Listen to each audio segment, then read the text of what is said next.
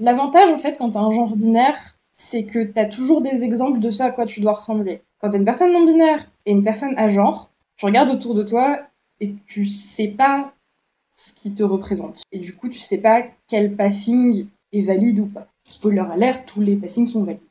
Je m'appelle Kitty, j'ai 21 ans, je me définis comme un genre parce que je me sens en dehors de tout ce que je comprends être le genre. En fait, je me suis rendu compte que pour moi, femme et homme, c'était des choses qui étaient un ensemble de rituels. Il y en a certains que je pratique à la fois dans femme et à la fois dans homme, mais ces rituels définissent pas ce que je suis. Du coup, je me suis sortie en dehors de ça, donc en dehors de la binarité.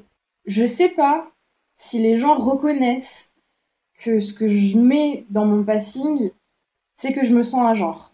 Je ne sais pas comment avoir un passing de personnage genre. Enfin, la manière que j'ai, moi, d'avoir un passing qui me plaît, c'est souvent à travers le maquillage. Ça peut aussi vouloir dire porter un binder qui se voit, porter des vêtements masques avec énormément de maquillage.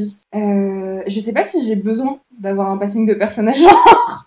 Nos identités n'ont pas besoin d'avoir de représentation qui ait de sens pour des personnes cisgenres.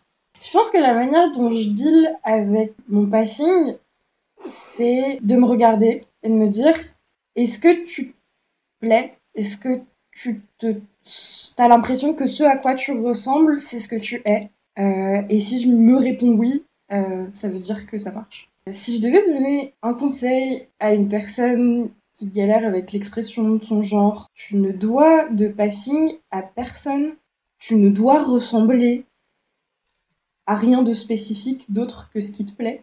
Et tu es valide.